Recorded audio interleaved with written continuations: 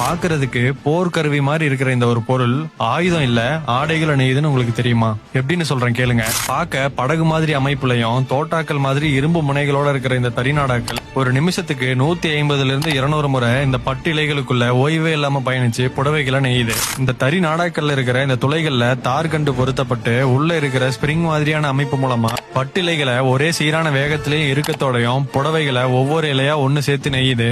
வடிவமைப்புல சின்ன சின்ன மாற்றங்கள் இருந்தாலும் கைத்தறிகள்லயும் விசைத்தறிகள்லயும் கிட்டத்தட்ட ஒரே மாதிரி தான் தறி நாடாக்கள் வேலை செய்யுது. தேக்கு, கருங்காலி, கடம்பு மாதிரியான மரங்கள்ல இருந்து இந்த நாடாக்கள் செய்யப்படுது. ஏன்னா ஒரு சின்ன கீரல் இருந்தா கூட பட்டு இலைகளை இந்த நாடாக்கள் அறுத்து விட்டுரும். கடைசியா நான் போட்டிருந்த ஒரு வீடியோல ஒரு அண்ணா முடிஞ்ச அளவுக்கு தமிழ்ல பேச சொல்லி கேட்டிருந்தாரு. அதுக்கான முயற்சி தான் இந்த வீடியோ. எப்படி இருக்குன்னு கமெண்ட்ல சொல்லுங்க. தமிழ்நாடு முழுக்க தினமும் லட்சக்கணக்கான அழகான சேலைகளை நெய்யற இதே தறி நாடாக்கள் தான் நெசவாளிகளோட உடலையும் பதம் பாக்குது. அடுத்த வீடியோல இந்த தறி நாடாக்கள் இருக்கிற பிரச்சனையும் ஆபத்துகளையும் பத்தி பேசுறேன். தறிகளை பத்தின சொல்லப்படாத கதைகளை நான் சொல்றேன். இன்ட்ரெஸ்டட்னா ஃபாலோ பண்ணிக்கோங்க.